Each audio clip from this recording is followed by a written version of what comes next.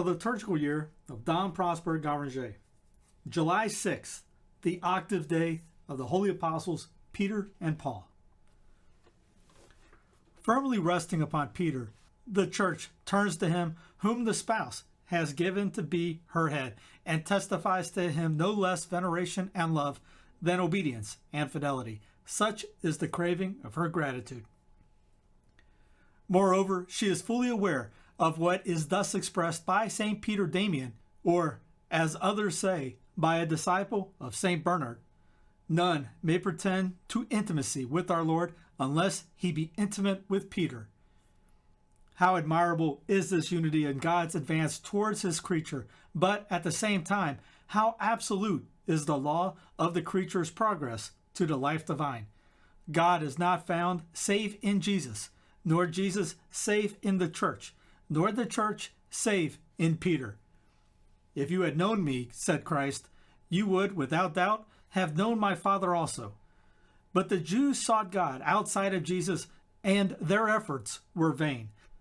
Since then, others have come, wanting to find Jesus, while setting aside his church. But that which God has joined, what man shall put asunder? So these men, running after a Christ, a phantom of their own conceptions, have found neither Jesus Christ nor his church. In fine, others are sons of the church. Yet they persuade themselves that in those pastures where by right the soul may feed upon God, they have none to seek save the divine shepherd who dwells in heaven. By the very fact of his having committed to another the care of feeding both lambs and sheep, Jesus seems to have had quite a different view. For these words imply not only some, either mere beginners or the imperfect, or the strong and saints, but all, little and great, whom the heavenly shepherd confided to Simon Bar-Jonah to be, by him, fed, directed, advanced, and guarded. O thou soul that hungerst after God, go to Peter, think not otherwise to appease thy cravings. Formed in the school of the Holy Liturgy, thou hast surely no part with such as neglect the humanity, as they say, speaking of Mary's divine Son, in order to come all the more surely to the world. But in like manner take care, thou also, not to turn God's vicar into an obstacle in thy path. Jesus longs for the blissful meeting, even as thou dost. Be certain, therefore, that what he places between thee and himself on the way is no obstacle, but a help.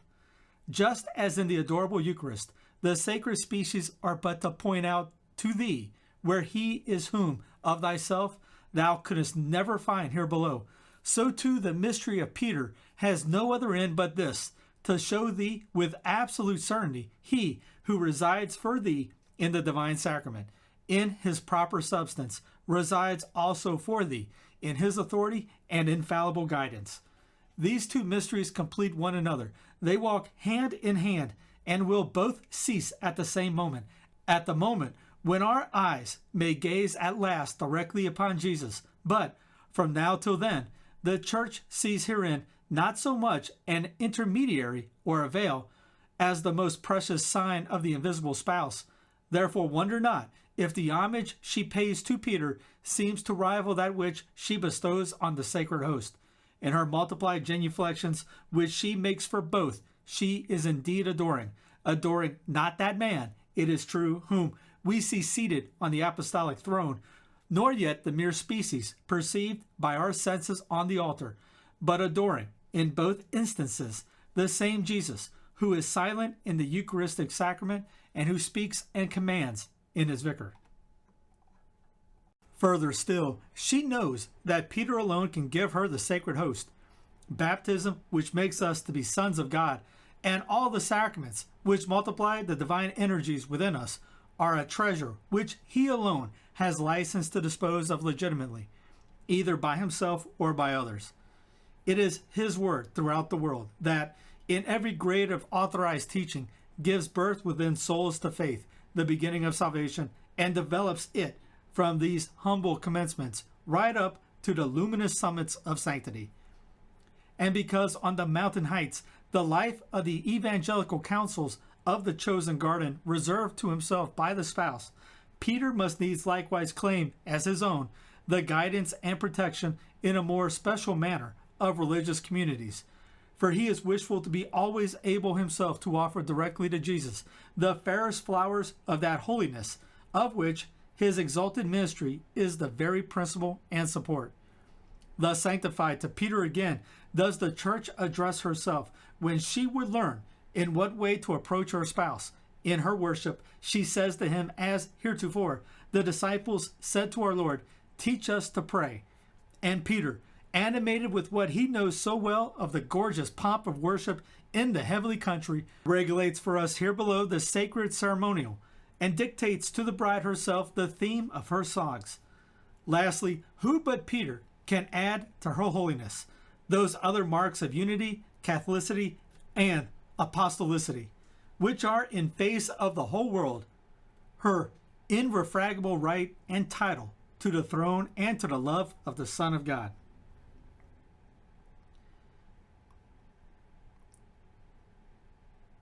If we are truly sons of the church, if in very deed it is from the heart of our mother that we draw our sentiments, let us well understand what should be our gratitude, respectful love, tenderness, confidence, and utter devotedness of our whole being towards him from whom, by the sweet will of God, come all these good things.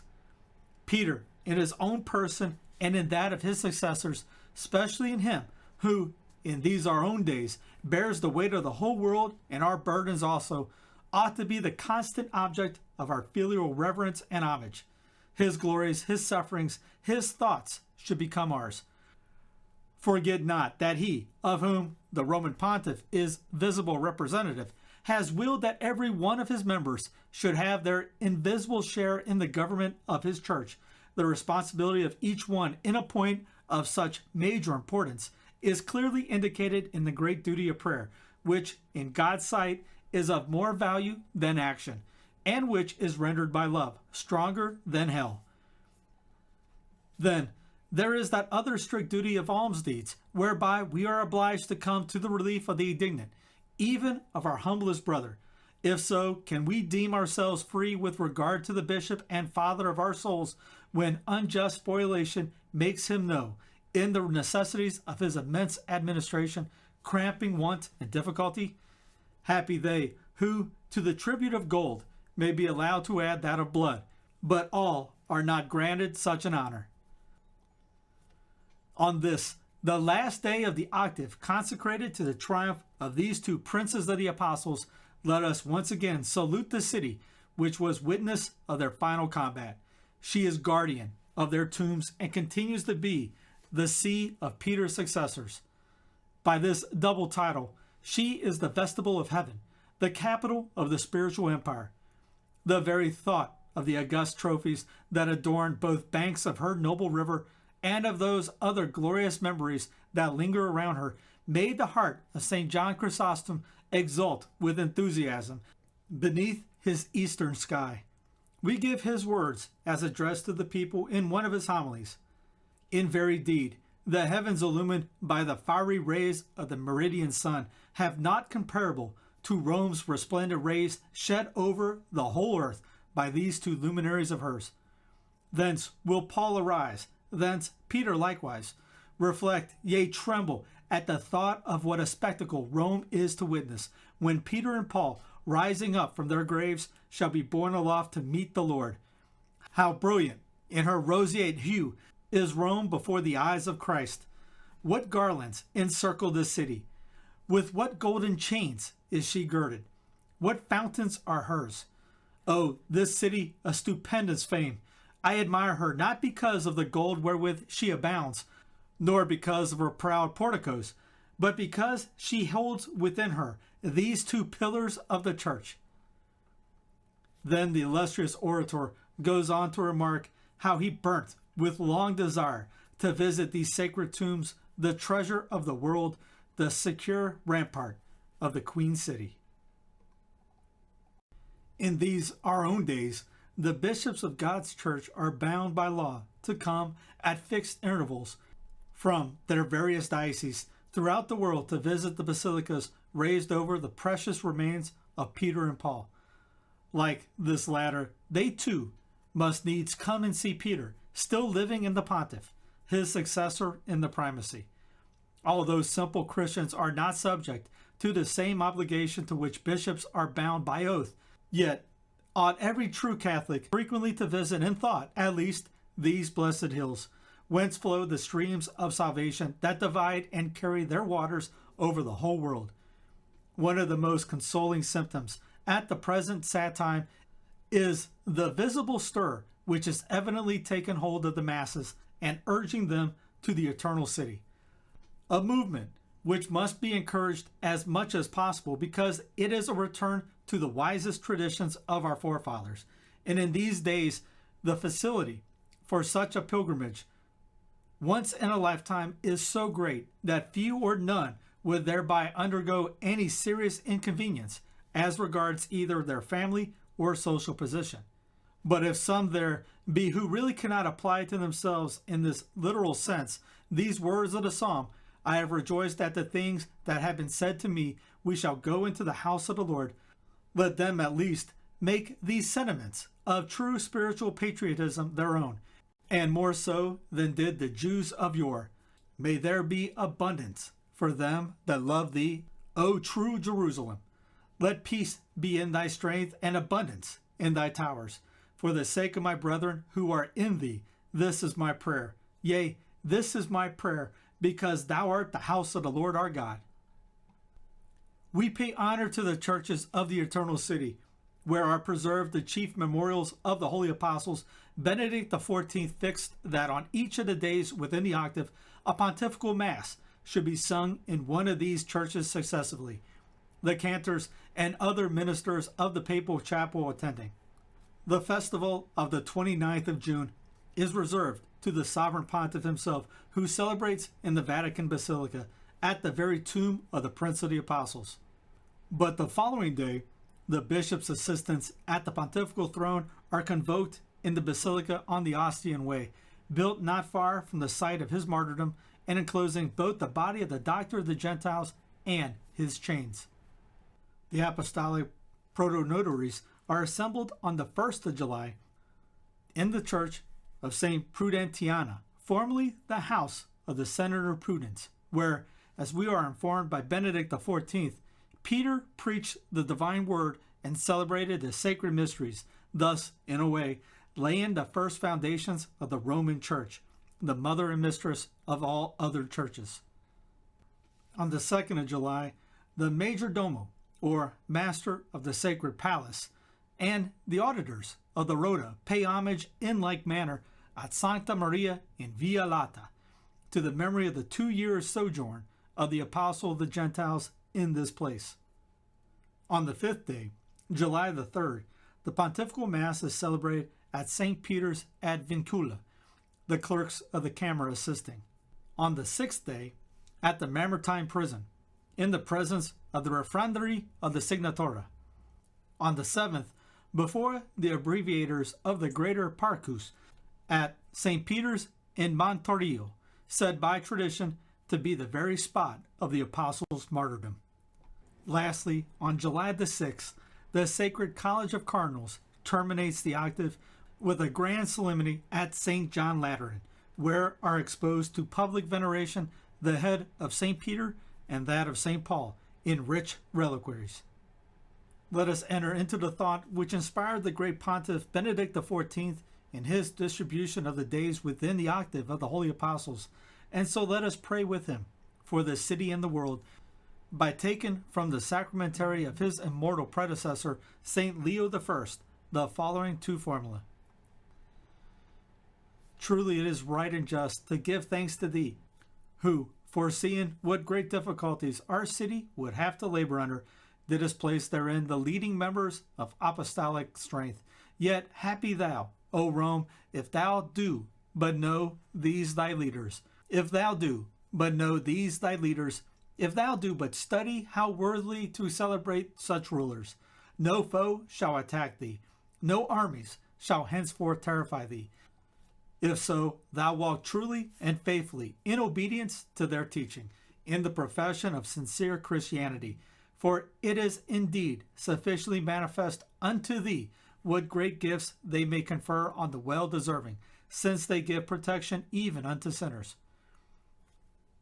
O God, who hast laid the foundations of thy city in thy holy mountains, grant that she may be undermined by no attacks of error, nor shaken by any perturbation of the world, but let her be ever firm in apostolical institution and secure in the same intervention through our Lord. The following prose by Adam of St. Victor will serve as an appropriate termination to the collection of liturgical pieces which have assisted our devotion during this octave in seizing the spirit of Holy Church. We have chosen it in preference to that other by the same illustrious author, commencing with the words Gaude Roma Caput Mundi, inasmuch as this latter is exclusively dedicated to the life and miracles of St. Peter. Let Rome glory in Peter. Let Rome venerate Paul with equal reverence. Or rather, let the whole church be made glad and be occupied with songs of joy. Lo, here her foundations, her founders, her buttresses, her bases, her architraves, yea, here her costly hangings and canopies, her hyacinth dyed skins, as of the temples, her cups, her pomegranates, her lilies. These are refulgent clouds watering the earth of her hearts, now with dew, now with rain.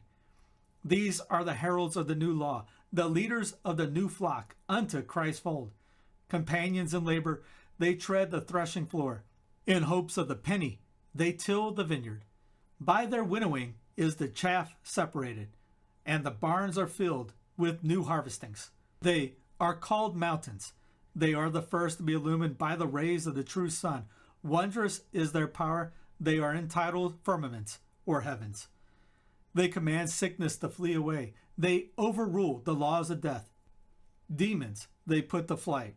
To the guilty they give pardon, to the sorrowful consolation. Praise is common to both of them, yet a particular dignity is proper unto each. Peter holds the first rank in the primacy. Paul is famous for his teachings throughout the whole church. Primacy is given but to one, so that thus the unity of Catholic faith is proclaimed. One rind contains many grains, and all in their multiplicity have the same virtue under one single rind. Unto Rome come the messengers of salvation, where they know there is much of vice and not of remedy. The faithful physicians attack vice, yet the delirious sick reject the medicine of life. The insane refuse doctrine. Christ's name being preached, Simon Magus and Nero are troubled at this word, nor will they yield to the apostles. Sickness gives way, death obeys. Magus is dashed to pieces. Rome believes, and the world returns to life, rejecting her idols. Wicked Nero trembles with rage, aggravated at the magician's death, whose downfall is as annoying to him as his deception has been pleasing. But the chosen warriors can never be turned from the faith. Bold they stand erect for the combat, nor dread the sword. Peter, heir of the true light, endures the penalty of the inverted cross, and Paul the stroke of the sword. Though diverse in suffering, yet the rewards are alike. O ye fathers of surpassing worth, ye are reigning now with the supreme King. May the efficacious sentence of your immense power loosen the chains of our guilt. Amen.